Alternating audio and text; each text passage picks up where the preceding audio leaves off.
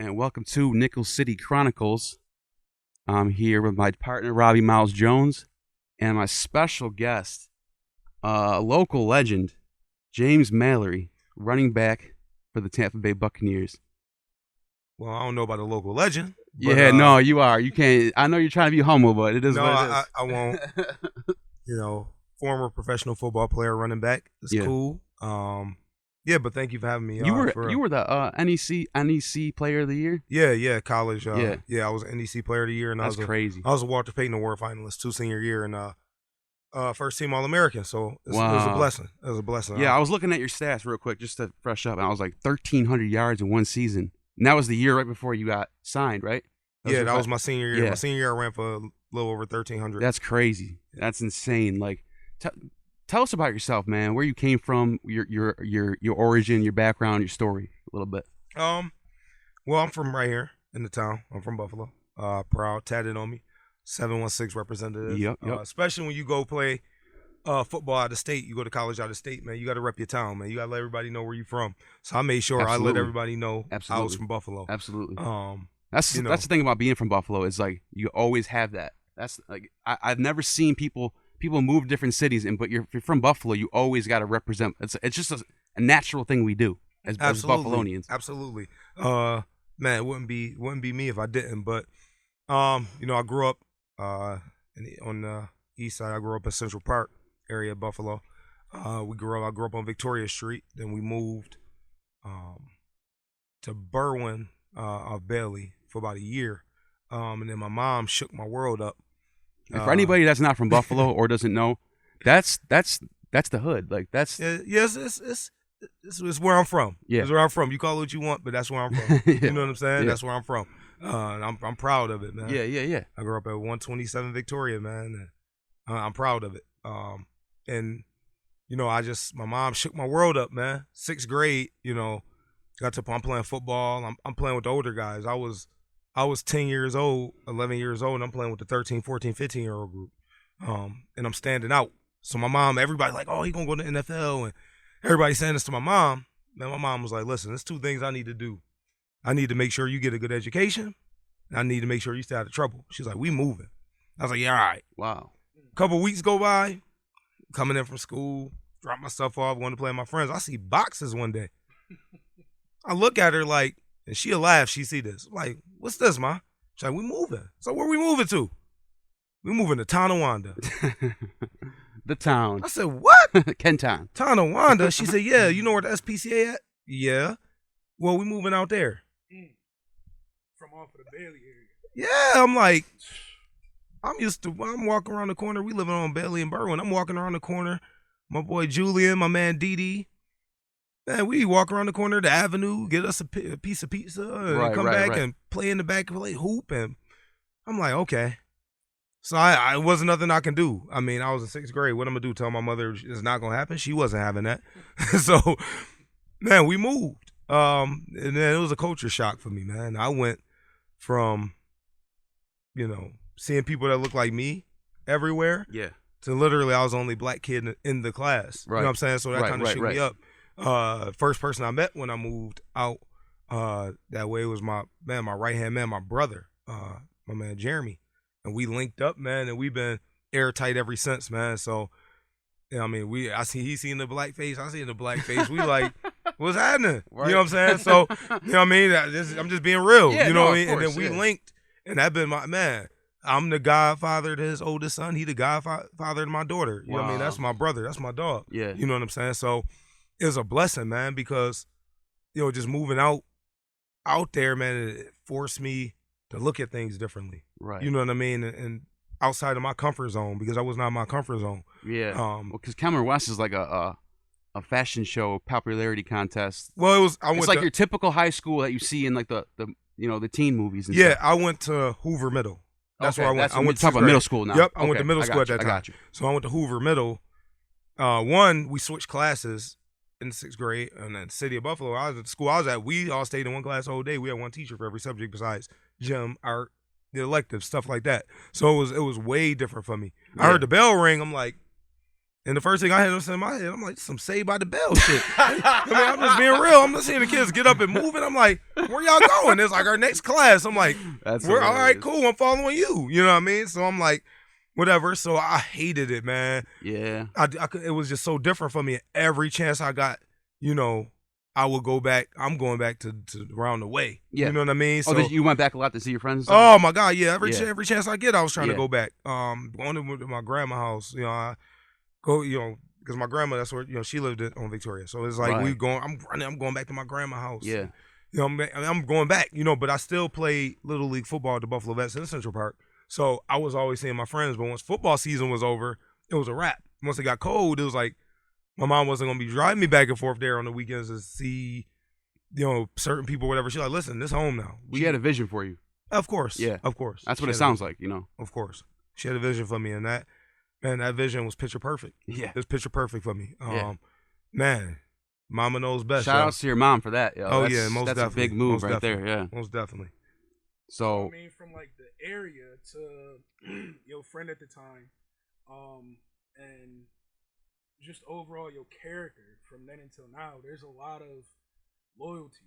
Yeah. There's a lot of steadfastness to stay always true to your roots and people who really care for you. Yeah. That's big on me. Loyalty, respect, and just your morals, man. Like, I don't play that, man. You know what I mean? Anybody that know me and deal with me know I'm loyal. Like, I'm not going to cross none of my people. Any of my people, you my people. You know what I mean? I'm not going to do you dirty. I got you. Right. You know what I mean? That's just me. And my dad, my mom, they wouldn't let that happen. That fake, phony stuff, that ain't in my blood. My mom and dad both would go in my mouth for that. You know what I'm saying? They both real. They both real as it get. I got stories on that. Yeah. They both real. Yeah. You know what I'm saying? So, you know, my father tell me like, and you know, there's value from that. Like, there's value from coming from a like a, you know, sort of a toughness. Yeah. You know what I'm saying? You could take that into the business world with you, I or do. even just as an employee and not taking shit from your boss. I do. Shit, you know what I'm saying? There's so many things you can use that as a you know what I'm saying, as a positive. Absolutely. My father ain't play that with me. It's like, man, you demand respect, but you give respect at all times. You know what I mean? I'm going to demand respect because I always give respect. I'll never disrespect nothing or nobody. You know, so I demand that same respect in return. You know, and man, I never forget my father. My father, and we in Attica Correctional Facility. He ain't give a damn about no police guards, none of that. You know what I mean? I was wilding out in school, man. Like, I was about 4th grade. I was always bigger than everybody. I looked older, so I'm wilding out. I'm getting in fights in school. Yeah. I want to come up in there. I didn't think he gonna do nothing to me. He went off on me on the phone, but he's like, wait till you come up here on Saturday. It's on. I was like, all right. You know what I mean? So still being a father. Man, he I mean, he right. You know what I'm saying? So he reached across the table, man. I just felt that strength in him. And I seen his forearm. I'm like, yo. He like, listen, I don't give a damn about none of these guards. None of that. He's like, I'll die 1,000 deaths before you end up in here. Wow. He's like, look at me as an example of what not to do. Right. You know what I mean? And my father said that to me, and it takes real right there. It takes a very strong man to say that, to look you in the eye and mean it. Right. And he said it, and I don't care about none of these police, none of that. And the whole waiting or the visiting room just stopped and looked. The guards didn't even budge. I'm looking like, y'all gonna help me? Man, he didn't budge. He ain't care about none of that. They're letting him be his dad. He told me, he's like, be your dad. He's like, yo, I'm your father. He's like, I'll go to the hole. The hole is nothing. Right. I got to make sure you good. Yeah. You know what I mean? This is my job as a father. Wow. You know, and my mom and my family made sure, even though when he was incarcerated, that we kept a strong relationship. And he wasn't physically there for the time he was incarcerated, but best believe he had a voice. You know what I mean? And one thing about that was always being real. You think that shaped your worldview, your ideology a lot growing up? Like, just seeing him in... Absolutely. Okay. Because I knew the consequences of my actions. My father would always tell me, my mom too. My mom don't play that either. Like, one thing we don't condone, and ain't nothing ever gonna happen in our family, is the snitching and being a rat. Yeah. You know what I mean? Because my mom and dad always tell me, like, hey, don't ever do something if you're not ready for the worst possible outcome of that action. Yes. So you don't got no business doing it if you're not ready for the worst possible outcome of that thing. So if you do it, and then now you're trying to run away from the consequences, you shouldn't have been doing it in the first place. So anything I do as a man, anything I do at all, I'm ready for whatever. I'm ready for it. Yeah. I'm ready for that. You know, it's funny because that's actually a proverb in the Bible. It's taking responsibility for your actions and not bearing false witness on somebody else because you want to get out of the trouble that you put yourself in. Yeah. So people like Yeah, I don't shift the weight. That's just not in my blood. Nah. Right. Nah, that's just not. Yeah, that ain't it for me. Yeah. I ain't gonna knock what other people do, but that ain't it for me. You Right. know, so that's why I do me. That's So- the best way to describe it. So for the most part, I mean, from what I know, I mean, we know each other pretty well from going to high school together and stuff. Mhm. You kind of stayed out of trouble, and you're an athlete, man, and like you compared to most people of our school, you might have the most success that I can think of right now. Maybe a couple of people I can think of in different positions, but you, man, you made it to the pinnacle, the NFL. I mean, let's talk. We got to talk about that a little bit. Like, what made you? Like, for example, every kid wants to be a pro athlete or a pro actor or a rapper or a rock star, but like, really, 0.1% make it to that. Yeah. So what got you to that? How did you get there? Like, if you had to like, I know you could talk. That's probably like a 2-hour thing, but if you had to like chop it up, what would you say about that? Well, I could start out from the root. If I want to start from my family, my uncles, they wouldn't let me do anything if I was gonna half-ass. Family values, man. My mom wasn't gonna let me do nothing half-ass. Yeah. So if I was gonna play football, I was gonna play football. Right. So that's what it was. That's what I wanted to do. I can't ever remember in my life, saying I wanted to be anything besides a professional football player. You know, coming up, if you say that in the school, they're like, "Oh, let's be realistic." I am being realistic. That was realistic to me because I knew what I wanted to do. Yeah. So then going in, they took me to the right place to start. I started at the Buffalo Vets Youth Football Organization, where I'm now the commissioner and running that. So nice. you know, I went right back to where it started when I was done. But Yeah, that's what's up. the work ethic, and just the role models they had there, how to conduct yourself. Not as a football player, but as a man first. Right. And I'm looking that at comes that. first. Yeah, absolutely. Because you know, looking at your family is your family. Like, that's just what it is. You know, so the message from your family is a little bit different than the message that you can get from someone else outside. So just watching That's them, deep. That's and real, them what you just said. teaching us how to work hard, and it was very competitive. When I tell you at the Buffalo Vets, we had dogs.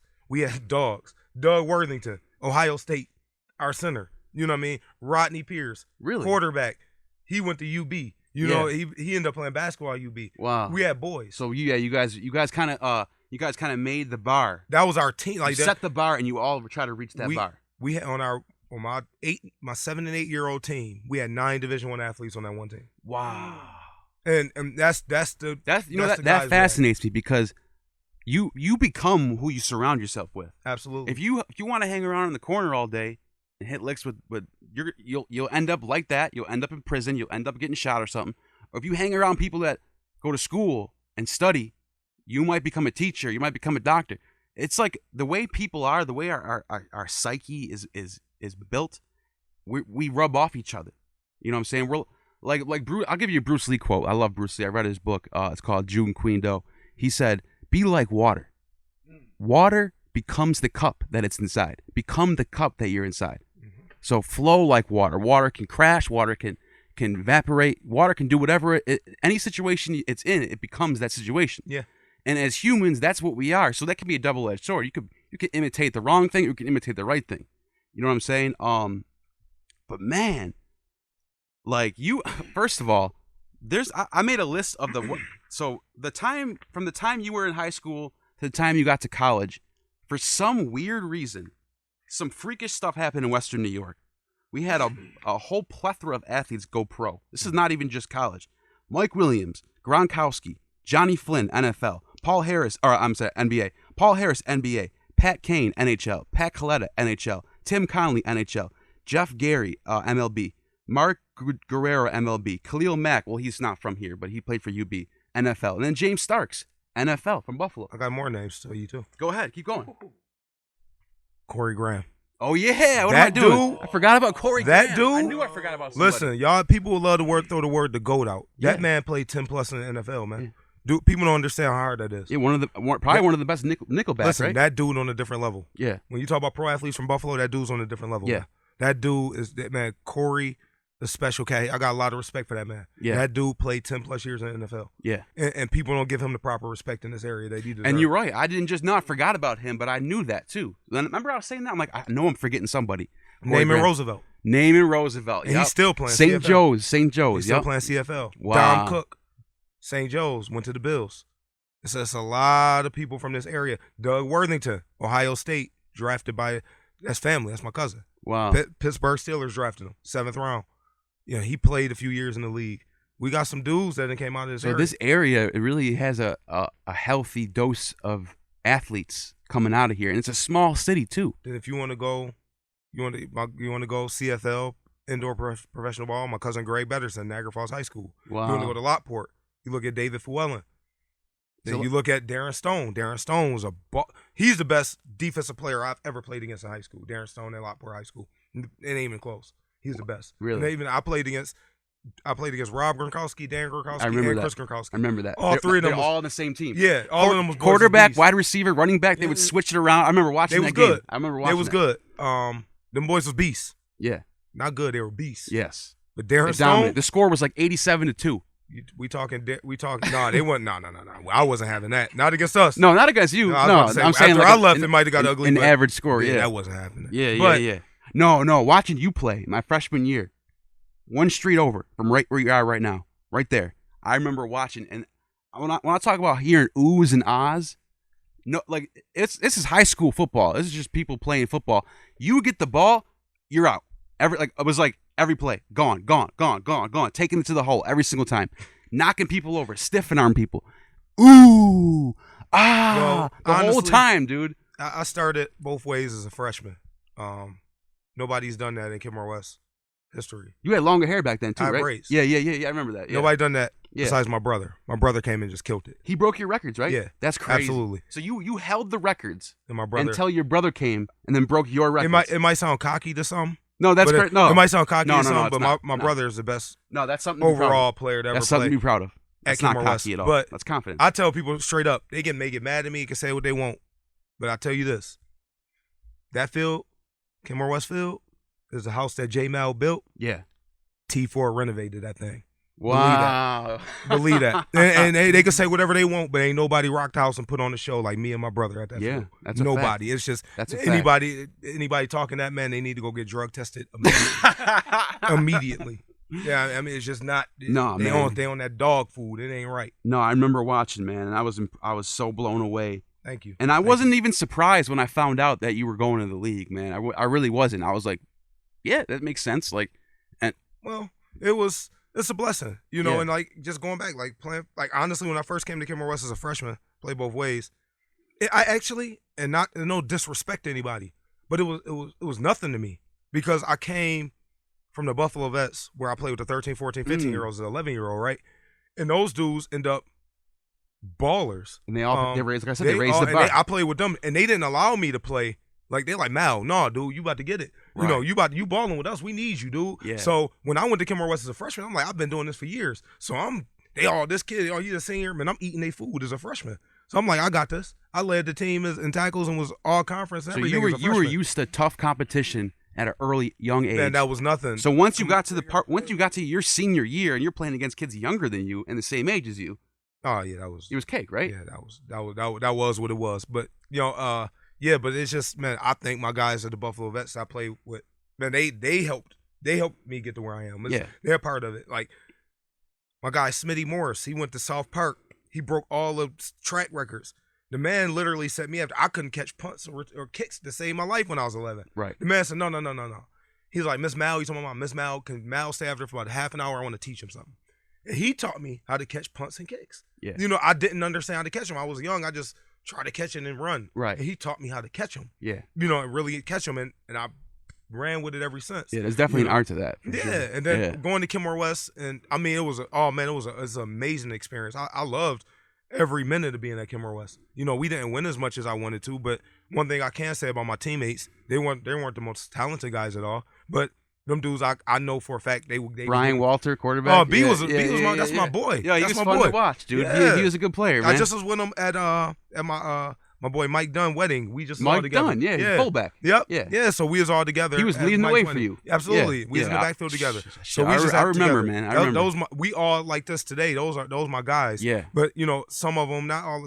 Some guys weren't that talented, but they gave 110%. Yeah. That's all I really asked for. I had to realize and I'm sure your energy kind of raised them up a little bit too. You know? Yeah, of course. Yeah. It's just sometimes things just didn't click and go the way we wanted them to. But I loved it, and I loved my whole experience, and that was what it was. That brings me to my next thought: leadership, right? So I don't know if you know who Jocko Willink is. He does like a podcast, and he's an ex-military Marine, I think it is, and he's talking about how it starts at leadership. Like you get your platoon, and a lot of times he knows the military inside and out. He said a lot of times a platoon will have a bad leader, Mm-hmm. and it could lead to disasters, Absolutely. tragedies. Absolutely. And they have to take those platoons and get rid of them and split them up and put them in different places. But when you have a leader who knows what he's doing and who really brings, real leadership to the platoon, they can do anything they want. Like the sky's the limit. Absolutely. So, you had, like you said, Buffalo Vets. They raised the bar. It seems like they really raised the bar high for people who were there. Sky high. And everybody there seemed to make it, man. And like that's I try to tell everybody, surround yourself with winners, always. If someone's bringing you down, get them out of your life. I know that from experience, dude. Me and him got brought down to the depths of despair, and we pulled ourselves out because we got rid of those people. You know what I'm saying? So I mean, and sometimes people will remove themselves from your life. Yeah.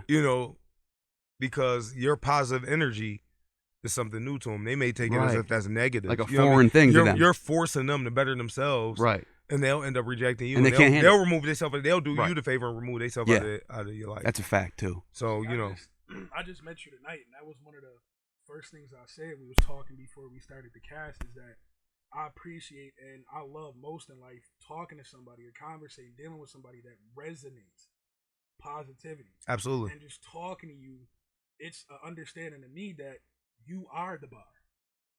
Appreciate you was looking for the bar was set in your life. You were the bar. Yeah. Because you seen, you had vision, you felt, you had family. So it came from the people around me. I got to give them all the credit. That's just the people around me and people that I was blessed enough to, to be around. And I just really look at that, and it's just, and I always, what you get in this world is what you put into it. You know what I mean? That's you put in positive energy, you do positive things, you have positive thoughts, and you think. It comes back around. It'll come back around. You know what I mean? Think about it. The people who struggle in life and never get ahead, and they seem to get ahead, and always some crazy stuff happen. It's just like a circle. They like chasing their tail. If you really dig deep into it, they usually do people wrong, and they usually do just or blame other people for this. Yeah, and they don't take much accountability, right. Or they do people wrong. They do dirtbag stuff on the low. They think they're getting away with it, but you can look yourself in the mirror 100 times and say, "I'm great, I'm great, I'm great." But what are you doing to make sure you are great? Right. You know what I'm saying? What you doing, your actions is going to go farther than those words. And who are you fooling but yourself? If you people that walk around and say that, nobody really cares. Like, really, at the end of the day, if you think you're great, are you really great to yourself? Like, because you can't lie to yourself. Nah. You know what I'm saying? So it's like people try. I see that, and we were talking about social media earlier before we went live, and it's like people portray themselves only in a positive light a lot. You don't see the downturns, and you don't see the sad people or people who are depressed. You don't see that. You just see happiness, and you see everything's great. But life is full of ups and downs. Ups and downs, exactly. It's like, man, your true character show when you at your lowest. That's when you see somebody's true character. That's a fact. You know what I'm saying? When everybody, let's be real, it's tax time now. Oh, hey, people that will hit you up on the regular, check on you, they ain't gonna be checking on you. Right. I mean, they good right now. They're gonna be good. Right. They ain't gonna check on you. And I know what it is. Stimulus checks. I mean, when stimulus checks is popping, yeah. When the back unemployment money was popping, and now this what you call it, the taxes is coming. A lot of people gonna get real flaky, right. And it is what it is. I don't even get mad at them no more. It's just I just take them for who they are, and I respect them. Y'all respect it. Hey, it is what if that's what you want to do your thing. Right, you know what I mean? Right. But it just shows people true character, man. It do. Yeah. And like you said, when you're in a situation where shit hits the fan, that's when you really show who you are, like how you handle that situation. Sometimes you can't handle it, you got to ask for help. Yep. And there's nothing wrong with that. Well, and I mean, it's like it could get to the point where you ask too much help, and that's all you're doing is trying to take, and never giving out or never helping anyone else. A lot of people aren't taker. Like, I'm a giver. I'll look out for people, and I don't. It is what it is. Yeah. But they'll be blessed, and they can look out for you, and just even offer, they won't do it. Yeah. You know what I mean? But that is what it is. Those people never truly get ahead. But it's by you saying it's like adversity, right? Right. And we talking about football, so it's perfect because when I went to Kenmore West, I was the man. I'll get to Central Connecticut State University. My world get rocked. Blue Devil for life. And my world get rocked. I go there. Red shirt my freshman year, don't play. My red shirt freshman year, first year I'm on the field. Well, after my first season being there, red shirt year, our coaching staff gets replaced? They get better jobs. They go to Fordham, so they get a promotion. They go get another job. So we got a brand new staff comes in, and they wasn't rocking with me like that. A lot of kids nowadays fold, but I'm transferring. I wasn't built that way. I'm built to look adversity in the face and fight. See, these guys didn't pick you. They weren't. Nah, I wasn't their guy. Right. You know, and that was everybody on the team mostly. They started bringing their guys in. My red shirt freshman year, played on all special teams, barely any carries. It's a gut check. It was a gut check. Oh, for yeah. me. Oh, yeah. You know, and I'm like, Yeah. damn. Like, I know I can play, but it's a blessing in disguise. The guy that started, my guy Justice Harrison, he ended up getting drafted by the Patriots in the 6th round. He schooled me on how to be a successful running back. Had nothing to do with being on the field. Nothing to do with that at all. I learned very little from him on the football field. It was how I approached the game off the field. That's interesting. That's very compelling, right? My style and his style was two completely different things, and that never was a problem for me. I practiced hard, played hard. That I couldn't practice anything. I gave 100%. That's just in me. But how I approached the game, how I studied the game, I had to be a student of the game. I had to know why we were doing things, not what I was doing, but why I was doing this. Why are we doing this? How are we trying to attack the defense? Why are we doing this? And once I did that and my knowledge of the game grew, so did my game. I took off. My redshirt sophomore year, they did this running back by committee thing. That didn't work out. We all shared carries. You said sophomore year? Yeah. Yeah. I'm mad. So my freshman and sophomore year, my girlfriend at the time, I ain't gonna lie, man, she held me down mentally in regards to just going through that. I mean, my family would always say, keep up, keep your head up. I mean, but that's family. They're supposed to say. Right, but right, she right. would be real with me. Yeah. She already know, like, how I am. So she like, listen, she was kind of cutthroat with it, thinking about it. She like, damn, what you gonna do, just quit? What you gonna quit? Like, nah, I ain't gonna quit. But she kind of kept my eyes on it, like, listen, you got to, maybe you got to do constructive criticism. Yeah, like, oh, you got to do something different, or you got to stay on it. You got to keep working harder. Don't give up. And even though I never was gonna give up, it's not in my blood. Right. But at the same time, it's good to hear somebody kind of give you that push besides your mom, your dad, your family members. You know, she giving me that push, and she like, listen, you know, you got this. You prove them wrong when you get on the field. Prove them wrong when you get on the field. Yeah. So that was my thing. You know what I'm saying? So I'm like, when I get on the field, I'm going to prove them wrong. You know what I'm saying? So my junior year, get on the field, I ain't going to lie. Like, I had a mean chip on my shoulder. That year? Yeah, man. I was pissed off at the whole coaching staff. Yeah, I was. I mean, like yo, y'all dudes ain't give me the ball for 2 years. I got a trick for y'all. And then I got the ball. Was that the year you had 1,300 yards? I had 15. Yeah. My junior year, I had over 1,500. Yeah. And, man, I had 1,500 and like 16 touchdowns or something like that. James, when that was happening, I kid you not, there was a buzz in Western New York. People were talking about that. Like, this is it. He's doing it. I was so much in the bubble, I didn't even realize it. I remember that. I didn't even have Facebook or nothing at that time. I think he was averaging like 5.6 yards per carry. I was leading the country in yards per carry, and I was third in the country in total rushing. Right. And the first game of the year, I ran for like 280 yards and 3 touchdowns. I lit them up. And I remember a situation, like hearing about you and some of the games you had, like just maybe watching certain plays, highlights, and just seeing you in a Blue Devils uniform still. And it was like, yo, that's our guy. He's still in a Blue Devils uniform. Yeah. Playing ball, killing it. And it was like, dude, we felt it. Like we were there with you almost. It's crazy because that electric, I never felt it because I was so much in the zone and in the of bubble. Course, yeah. Because I was so locked in on listen, I didn't get carries for 2 years. I'm maximizing every single opportunity. So I didn't pay attention. I didn't like whatever was happening here or outside of New Britain, Connecticut, where we were, or wherever we was playing that week.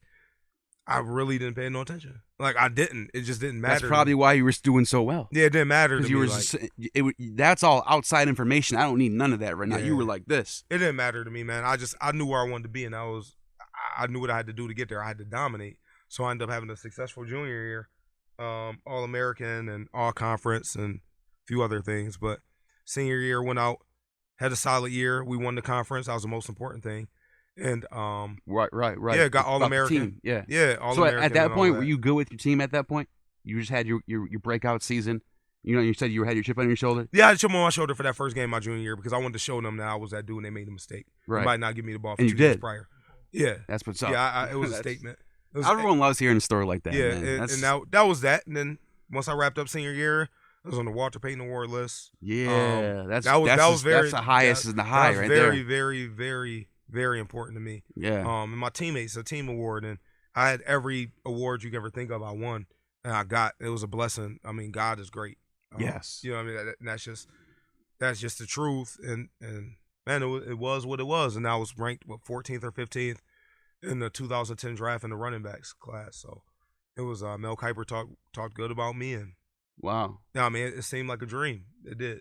It seemed like a dream. It was my dream, and it And- felt as such. And you weren't the only kid from Buffalo to make it to the same team too. Mike Williams. Mike Will, And you guys were there on the same time. absolutely. Yeah. 2010.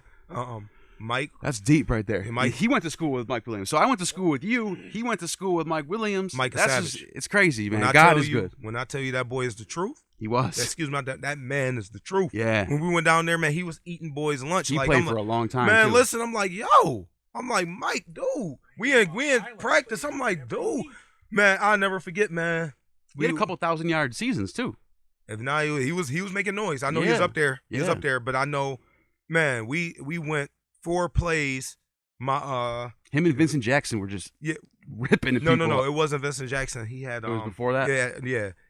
He came after. Yeah. Aurelius Ben was there. Oh, yeah. Aurelius Okay, Ben was okay. there. All right. But he, man, Mike, man, I remember we had a 4-play sequence, and he had one big play, or I had one big play, and that dude just took over the drive. Like in practice, I'm like, dude, like they couldn't do nothing with him, man. Mike is a problem. I'm like, dude, man, we call him back home after practice. I'm like, yo, this dude Mike about to win Rookie of the Year the way he looking, you know. And he was up there for it. He had got some Rookie of the Year love. He didn't win it, obviously, but he got some love. He was making noise. Everybody's on the Dez Bryant train at that time. I mean, if you were a football He fan, was- you knew Mike Williams. Like Yeah. that was a house. That was a name everyone knew. Absolutely. But you know what's even crazier? You want to say something? Yeah, Go ahead. prior to the NFL, like when you were riding this wave in Mhm. college, how did that feel? Coming from where we come from Mhm. and seeing what's on the horizon, knowing what's there. You know what I mean? You didn't feel the buzz, but you see them stats. You know what's on the horizon. How did that feel at that point prior to even receiving any phone calls? Like you knew it was there because you felt it. You want to know what I did, but I didn't because everybody around me, I'm James to them. They didn't change around me, so I didn't change. I wasn't allowed to because I had to be myself to get to where I wanted to be, you know, and that means just I'm James Mallory. And stated that in my boy Jeremy. He called me, yo, what we doing later, man? What's up? You done training? Yo, what's up? Man, I'm coming through. My mom don't change. My dad don't change. My family members don't change. Some of them change. You know, some family members that change, but those are flaky ones anyway. Yeah. But the people that was close to me, none of them changed. I was always James to them. So that buzz, I kind of Gave you a little I tried to. humility. I felt it. I mean, everybody, now all of a sudden it went from maybe 5 different people text me in a day, 10 people text me in a day, to now 105 to 110 people text me a day. Right. You know, I mean, that's just the reality. Yeah.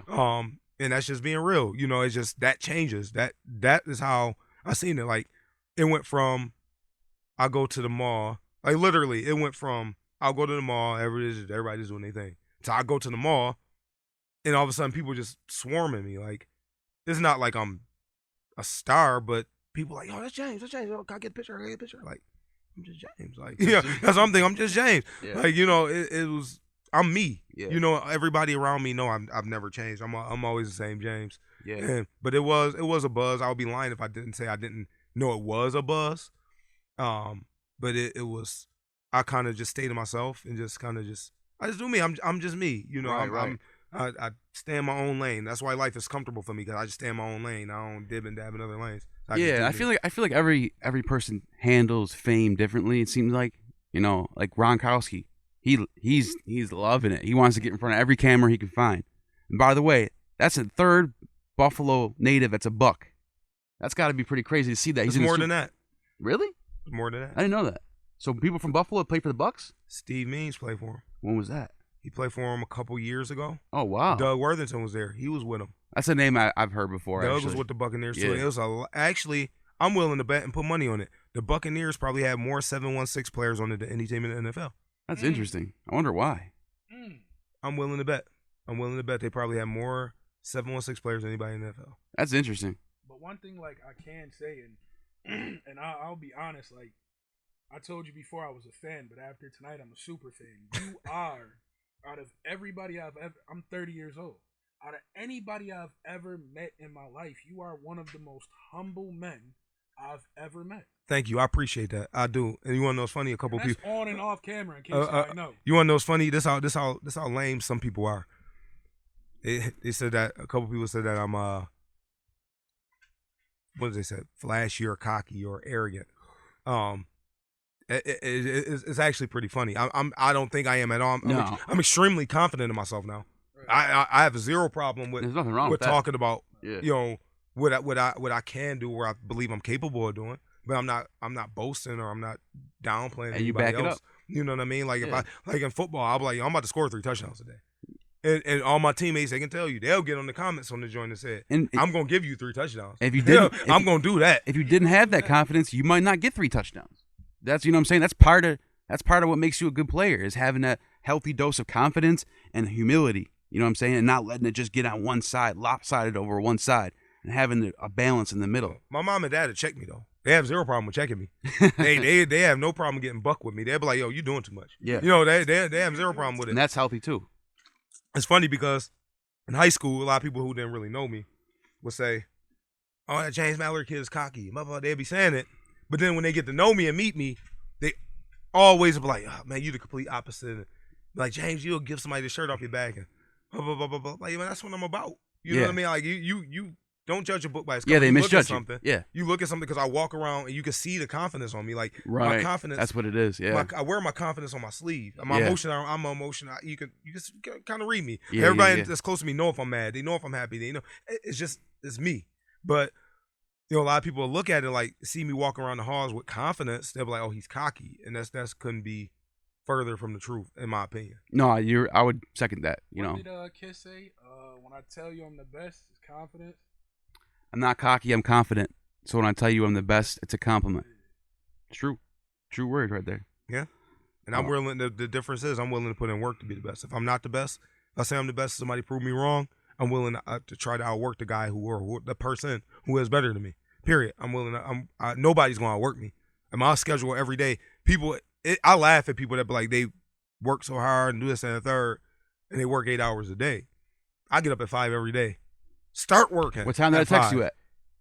5 in the morning, right? Yeah, I start working. It's a at good 5. Yeah. You know what I mean? I start working on my business, United Athletic Services, from 5 to 7:30, right? Then I work my job. I work for M&T. So Yeah. I work my job. I usually start about 7:45-ish, and I work that till I'm done. Yeah. If that's 6 o'clock, then that's 6 o'clock whenever I'm done. Then after that, I'm training people. I'm doing UAS stuff. I'm doing coach? recruiting. Yep, I Yeah, coach. So yeah. I do my recruiting. I do my film breakdown. My night literally doesn't stop till 10 o'clock. So all that nonsense, people, I'm busy. I'm sorry. No, they don't know what working is. I push to the limit. Yeah. And even with my daughter with me, it don't stop. She see daddy working. Yeah. You know what I mean? It don't No stop. time for video It don't games. stop because no I time want- for Netflix. I want to be great Yeah. at whatever it is. Being average, I can't settle for that. Right. My daughter got to see me working. She's got to develop that work ethic as well. So when she see daddy working, she see mommy working hard, she's gonna do the same thing. Right. So that's a you know, huge deal, yeah, man. I mean, That's true. kids watch every. I mean, They- people think kids they're are like- dumb. They gonna watch. They're like a everything. sponge, man. They soak everything up. Exactly. Yeah. So that's why I work my tail off, because I don't ever want her to need for nothing. Right. You know what I mean? So it's not about me. I work Right. hard for everybody around me. I work hard for my loved ones. Right. I work hard for the kids that I coach. You know, I work hard for those. For me, it's easy. I'm gonna be good. You know, that's easy to just make sure I'm good or my daughter. Gotta make sure everybody around me in my circle is cool. You know what's crazy? Because a lot of people think that when they talk about like changing the world, right? They talk about we need to change that. We need to change this. The government needs to do this. This country needs to do that. But if you actually think about it, if you really break it down, if everybody got onto an individualism level and changed themselves first, clean their own house first before they clean someone else's house. If everyone did that and everybody worked hard like you're talking about and put themselves in and help people around them and went out of their way to help somebody every day, this world would be a better place. Let me. I can really get into that. Go ahead. I can get into that. And I don't want to talk too much, but I had to do. First thing first, I had to realize and what's my purpose. Yeah. I'm a man of God. First and Amen. foremost. Me too. First Me and too. foremost. So I wasn't doing nothing bad, but I just had to make sure the moves I'm making and the things I'm doing is it godly. Yeah. First and foremost, right? And I heard from a pastor a long time ago. He told me, he said, football is your ministry. Yeah. I never got it. I never understood it. You I'm didn't like, understand okay. He's like, you don't have to be in front of a church preaching for something to be a ministry. Okay. So I had to understand, once I was done playing football, I was like, why? I kept asking why. I know I'm good enough. All my former teammates, everybody like, yo, Mal, you should be in the NFL. You should still be here. Now, constantly, every single day, 100 times a day, ask myself, why? Why won't they give me another shot? But that wasn't my calling, right? My calling was to be here to help change lives. Amen. You know, and I had to look myself in the mirror. To change lives, I had to be the best version of me. Yeah. Right? So to being the best version of me is you have to look yourself in the mirror. Literally. Yeah. Look yourself in the mirror, and you have to understand, like, okay, what are my flaws? What do I got to fix? Right? So I looked myself in the mirror, and I had to literally That's not easy myself. to do. It's not. No. It's not, because naturally you're trying to make an excuse for yourself. Right. And I couldn't do that. So I looked myself in the mirror. I said, James, what do you got to get better at? One of the things I just realized I got to get better at is procrastinating on things. I procrastinate. I still do. I'm not perfect with it. I still Me too, procrastinate. man. Me too. So I was like, I can't procrastinate. And I was like, I have to work harder. I can't put in 8 hours a day. That's not enough to be great. Whatever I'm doing, I can't put in 8 hours a day. That's not enough to be great. I want to be great. So let's double that up. Bet that up. Double it up. No, let's try to go 16. Let's push for 16. If I can't get 16, I'm gonna get on a bad day, I'm gonna give you a 12 hours of good work. Right. And that's on a bad day. Yeah. And then that's not even including taking my daughter to the mall. We going out to eat. We going to have our fun. I'm gonna give you 12 hours work regardless. Right. You're gonna get that out of me. Yeah. Right. And I looked myself in the mirror. And also I said, well, what do I want to be? Right. I want to be a successful businessman. Mm-hmm. So I had to put my plan together, work hard on that. That goes into working hard. I want to be a successful businessman. And this is about, my daughter wasn't born yet. So maybe about 4 years ago, I'll say, I looked myself in the mirror and I did this.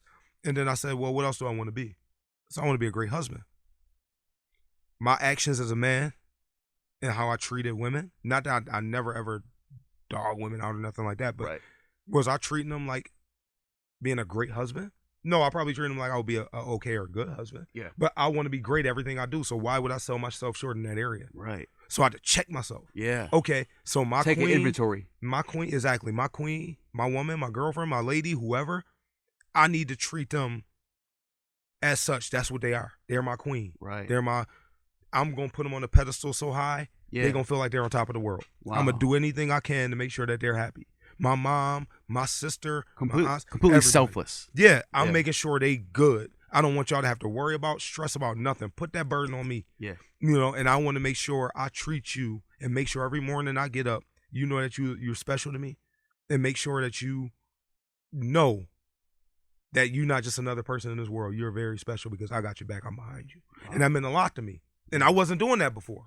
I treated women right, but I wasn't doing it the James Mallory way. I don't never do nothing just to be good. I do it to be great. Yeah. So I can't get into a romantic relationship, just a friendship, any type of relationship, and just do a half-ass. I got to be great. I got to be a great friend. Yeah. I got to be a great boyfriend. I got to be a great husband. That's important. Whatever that is. So I was like, I got to do better in this field. Yeah. So I really checked myself in whatever I did to make sure I did better at that.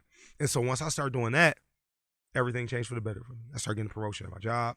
Right. I signed a contract. That's how it works. My business signed a contract with Under Armour. When you start doing things, God take care of his kids, man. Yes. God take care of his. Right. Because when that happened, as soon as I looked myself in the mirror, I shut off every light in the house. After I looked myself in the mirror, I shut the light off in the bathroom. I went and sat down in my living room. There was no light on, no phone on, no nothing in my house. I sat there for about 5 hours. I just thought about everything. I ain't write nothing. I thought about everything. I laid on, I went to sleep, and I got up in the morning, the same thing, but I wrote it down. And then I just like, what do I got to do to be better? So I was obsessed with it. And then that's when all of a sudden Under Armour called me. We signed a contract with Under Armour, right? Wow. As we signed a contract with Under Armour, I get a promotion at my job, right? It all I just get starts another coming, promotion. all that selflessness just starts coming back to you. Things just start coming and coming and coming. Then we link with Project Play. We run the after school programs. Amen. United Athletic Services Hallelujah. run after school programs and things for Project Play. So a lot of things start happening because I was doing things the right way. Right. Not that I was totally wrong before, but now I get it. And football was my ministry. Why football is my ministry? Mhm. Because I can touch so many young men and women, including cheerleaders. It's so many that we can touch and we can really get a message through to them. Yeah. Like, okay, let's use football, let's use cheerleading as your ticket, right? This your ticket to get on the train. Your ticket to go on the train to wherever you want to go. Wherever. This your plane ticket. Go wherever you want to Right. go. Anywhere. Now this ticket, people say, oh, it's only football. No, football can open doors for so many different Yeah. things, right? So it can be like, football opened the door for me to get an education. Right. Football opened the door for me to be able to work at M&T Right. and be a supervisor, right? Football opened up all those doors. Right. So you use football. Don't Yeah. let football use you. Right. Meaning, you use it. I use it to get my education. I use it to get a network with all different type of great people that I know today. Use football. Don't just play football, expect to go to the NFL, and then once football's done with you, you can't physically do it anymore. You like, what's next? Or just for the money. Yeah. Yeah. Even it's just what's next. Right. You know, you got to use football. Don't let football use you. Right. And that's part of my ministry and keeping people out of bad situations and things like that, as many as I can. And you got young kids that you coach now. Yep. And they're looking up to you, and you're teaching them the principles that are laid out, and how to be selfless and how to ask God and let God. And sometimes if you don't know the answers, just let God handle it. This is the funny thing. You want to know what my kids say to me when I coach at the vets? We got kids from 5 to 13. 14, actually. The first thing they say to me when they see me, when I come to practice, I be in my work clothes, shirt, tie, slacks. Oh, coach, you coming from work? They don't say, oh, coach, you play in the NFL, or coach, you play in arena football, or coach, you play Division I. They don't say that. The first thing out their mouth is, coach, you in your work clothes? Now let me come to practice not in my work clothes. I pull up in my car now in my work clothes. They notice it. Yeah. They notice it right away. Like, coach, Right. you didn't go to work today? They notice And it. that's a man. message in itself. Absolutely. Even though you're not saying anything, Absolutely. but it's a message. Man, that mean more to me than millions of dollars, man. Just to being able to touch these lives, man, that don't even mean nothing. Being able to touch as many people as I can, that's priceless. I mean, That's what it means. it's like the parable of the sower, right? You're planting these seeds, right? Some of them might not sprout up. Some of them might just crumble. But some of them will. And then those ones are going to sow more seeds later on, generations down. And you're really making like a vine tree, if you think about it. You're branching out. And like every person you can improve through your actions by leading by example. They'll do the same thing back down the road. Mm-hmm. So it's making the world Look a at better me. place. Look at me. It wouldn't be me if it wasn't a Coach Greg Hughes, Dwayne Taplin. Oh man, Coach Ty, Coach Frank Wolf, yeah, Coach Rich Abbott, Coach Dwight Hayes, Coach Vince Staples. I can go on for days. And I never guys went. that coached me. I never went to college or played any pro sports or nothing even close. But I played sports and I had coaches even just in little leagues, and I still remember the things they taught me to this day. So coaching is huge. You want to know how I learned how to hit? I was 5 years old. We had our pads on, about to hitting each other. We don't know what we doing. Coach Tapp, I was 5 years old. I remember this to this day. He taught me hit, stick, and drive. And I was 5 years old, and I remember that to this day. And I played college football. When I run down, pass that on to people. And yeah, we passed on to our youth now. Yeah, but I was running down the college football field going to tackle somebody on the kickoff team. and you And think I was about thinking that. in my head, Wow. hit, stick, and drive. See how that Literally. works? That's crazy. Literally. That's coaching, dude. Literally. It's coaching is a lifetime. Yeah. It's not just while in the season that you're in. You teach somebody, a young kid, you're a mentor to that kid. That's a lifetime thing that you're planting a seed for a lifetime. Yeah. If you coach in football, if you just coaching football, you're not coaching life skills, you're a failure. You're not doing your job. Yep. We life coaches too. Yeah, and think about it. The greatest of all time in every sport, Michael Jordan, Tom Brady, the way they carry themselves off the court, off the field, shows you what we're talking about right now. Like, those are the ones with all the championship rings. And look at them. Look at the leaders they are. Look at their people that they're not walking around saying YOLO and this and that. I'm not hating on other people with their ideology, but like people with God-centered, man, you see it. You see a difference, man. It's something about that. Yeah. It's the truth, man.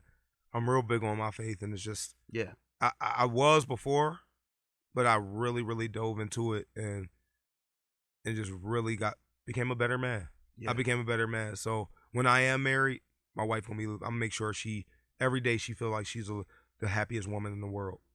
Make sure my daughter feel like she's the best. That's my job. Make sure my mom, thank her for everything she did, all the sacrifices. My mom made so many sacrifices for us. It's not even funny, man. It's not even funny. My mom made a ton of sacrifices, and now my brother, he's on the dean list in college. And really? Yep. And then he's a great football player in college. Yeah. He's hopefully That's the one that broke your records? Yeah, he's hopefully gonna get an NFL shot in a couple years. And my sister, she's 11 years old, and she's never not been on the honor roll. And she's seeing both of you. Yeah, so it's like that's a standard my mom set in the house. Yeah, you set the bar, bro. My mom like, listen, you not about to be the weakest link in school. You not about to be the dummy. My mom used to tell me, you not about to be the dummy in class. That might be the name of this podcast, Setting the Bar. Yeah, I mean, listen, my mom would tell me, you not about to be the dummy. She told me, you're not gonna be the dummy. And then you coming home and just playing the video game, you running around here. Nah. Her biggest thing was this: there's no way you know all the dang on words to a song, but you got trouble in reading. You failing in school, but you know all these songs that come on the radio. She's like, no, that's not gonna happen. Think about how many people you know. Anyone watching this, or me. Think about how many people you know that memorize songs, but they won't read a book. My mom didn't play that. She was like, listen. So I got to the point I just got sick of hearing her mouth. I was like, all right, let me just get good grades. I don't even feel like hearing this no more. Yeah. You know what I mean? So that's what it takes, man. That's what it takes. How many people are gonna tune into this and wonder like, why they ain't heard my voice? Because I love to talk. I love to engage. But I'm sitting back from the moment you walk through this door until now, like, just listen. You meet shepherds, you meet sheep, right, you meet wolves. Right. That's a fact. But it's so rare that you meet a shepherd. You can see it, you can hear it. Appreciate that, bro.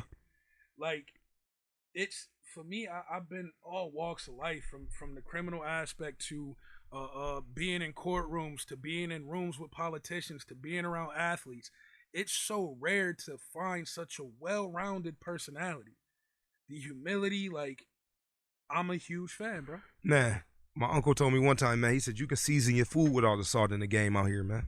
He told me that straight up. He said, man, you got to be careful of your surroundings, man. You can literally season your food with all the salt in the game with the people out here. So I watch accordingly, you know what I'm saying? And I just watch. Sometimes I just be quiet. If you just be quiet long enough, you just let somebody talk, they tell you everything you want to know. Yep. You ain't got to say, you ain't got to ask nothing. Yeah. Their actions will tell you. I've learned that everything. in my experience as well. Man. Everything you want to know, the easiest way to find out, let them talk. Right. Let them talk. You're going to find out everything you want to know. You're going to find out everything you want to know about a person's character. And that's just a fact. Powerful. And like we were saying earlier, finding out about someone's character, what let that person hit a pitfall in life. You'll see their character right away. Like that's like we were touching on that earlier. That's really where people's character shows. So when they hit a pitfall or a fork in the road or something, they have to make a tough decision, how they handle it.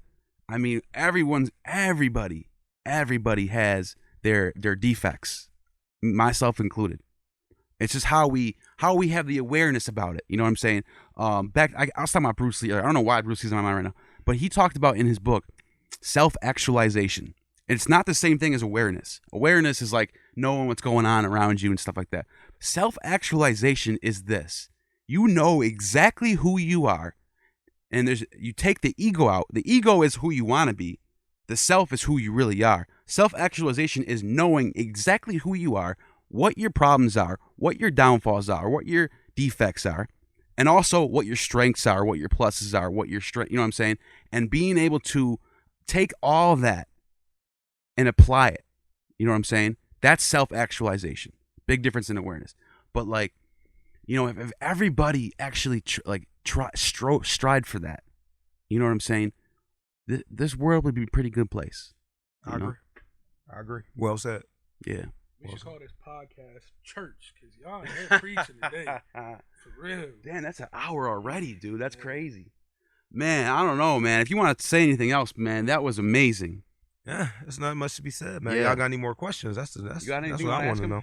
One question. I normally close out. Before I do close out, to come from where we came from and experience from then until now everything you did, is there anything you want to say to any prospective football players, any youth that may be watching this, parents to the kids that you coach? Is there anything you want to say to anybody who has that visualization but is scared to move forward? For young players that have dreams of going to NFL, first and foremost, you got to work. You got to work hard on and off the field. If you're not committing yourself in school, just stop now. Just don't even play no more. Just figure out something else to do. Yeah. And just outwork the competition. Don't worry about how good you are now. Worry about how good you can become tomorrow. And you just got to push and push. It's not easy. I'm not gonna sit here and say it's an easy road. It's hard. It's hard. There's no way around it. You gonna face obstacles, but you got to stare it in the face and you got to keep fighting. Keep fighting. If anybody needed any advice, United Athletic Services on Facebook, uasnation.org. That's our website.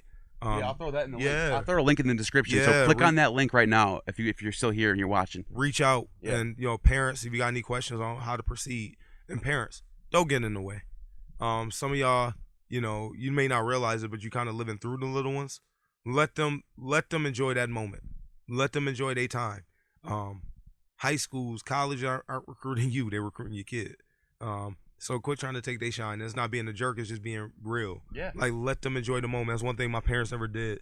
Even during my recruiting process, my mom and dad never did that.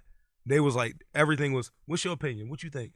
How you feel about this school? How you feel about this coach? Yeah. Then they'll give me their opinion. They never pushed me towards a school. Yep. They never, to this day, you will never know my brother was a superstar athlete. You would never know I made it far as I did. My mom don't do that on Facebook. She always said, that's corny. That's y'all time. Like, people just, blah, blah, blah. Like, it's them. Like, you can show love, but some of these people overdo it. So don't take their shine. The more you talk about your mom, the more I'm interested to have her on the podcast. She seems like she's intellect times a million. She'd be a great person. Yeah. She got a story.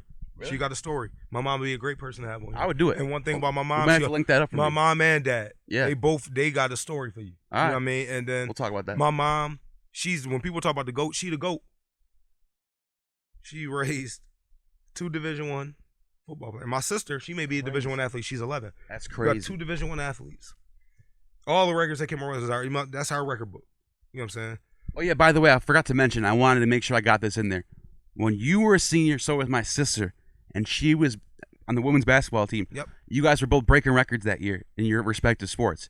Her in basketball, she broke like 10 records that year. Mm-hmm. And I used to go to all her games and watch her just dominate, get all the rebounds, score mad points. And then she went to Madai. But, like, dude, that's what I'm saying. The bar was high back then in Western New York. Absolutely. She was a part of that bar. You know what I'm saying? Yeah. So, like I said, my moms, think about this. How many moms can say they got 2 Division I athletes? My brother went to Toledo. I went to Central Connecticut. Then my brother transferred to Clarion University, where he is now. 2 of them. 2 first team all West New York. My brother got it like 2 or 3 times. I have 2 college men that's going to have college level education. Ain't no telling what my sister gonna do. Now you talking about scholar? My mother, she might be approaching $1 million in scholarship money messing around. She got for her kids. Right. You know what's crazy? For real. You know what's crazy that you say that, and because parents can have one child that becomes a pro or whatever, they become an actor or something. That could be an outlier. But when you have 2, 3, my mom got 2. That's something they're doing. It's rare. That's something they're doing. It's rare, and it's her formula. Yeah, it's her formula. Period. Point blank. It's period. working. And you don't see her boasting on Facebook. Right? You don't see her. Oh, that's how about. She's not doing all that stuff. The greatest people always are the most humble. Man, listen, she is. She just do her thing. She work hard, and one day I'm gonna make sure she ain't never got to work again. That's Believe good. That. Yeah, Believe that's that. love right there. Believe if she want to work, it's gonna be okay. I want to work, but Yeah, that's not gonna be a situation you have to do. That's good. Yeah, I think that day may come in the near future. yeah. Oh yeah, for sure, man, for sure. I wish I could do the same thing for my mom too, because I was fortunate enough to have good parents as well, that were there for me when I hit bottom, helped me get back up. Always sitting there telling me when I'm doing something wrong, like you said, not just letting me screw up, and it's okay. So like that hardness was there, so I can relate to that. But I mean, your mom was doing something extra there. Yeah, I'm a little biased, man. Yeah, my mom, she done that, man. Yeah, she got that one. She got that one. Man, and I respect your parents too. Yeah. I know the family. Yeah, it is what it is. I respect it, man, and it's just awesome to have parents like that. And the best thing my mom ever did for me was always keep it real. Right. Yeah, that's the best thing you can do for anybody. Excuse my French. I remember her telling me when I was young, throwing syrup on shit don't make pancakes. So I'm never gonna do that to you. She always kept it real with me. People, that's cool. Oh, I'm gonna use honey, that. I'm gonna steal that. Honey, this, that, and the third. She ain't do all that. Like, yo, listen, man, your grades suck, man. Period. Yeah. Get that, man. You get gotta that hear it. Not no. You gotta hear it. Well, you did have a C last marking period. It's right. Now you got a C plus a little bit. No, you need to get that up. You smarter than that. Right. Period. That accountability is so big, man. It's so important, man. Yep. But dude, this hour was amazing. I can't wait to get this ready to go. I think we needed 2. Yeah, dude. Listen, we can do a part 2. It's nothing. We can do a part 2. Yeah, no, we're definitely. I'll definitely have you back. We can do that. Yeah, we're definitely gonna do that very soon. But this is my closing picture over here, so I'm gonna let you close out.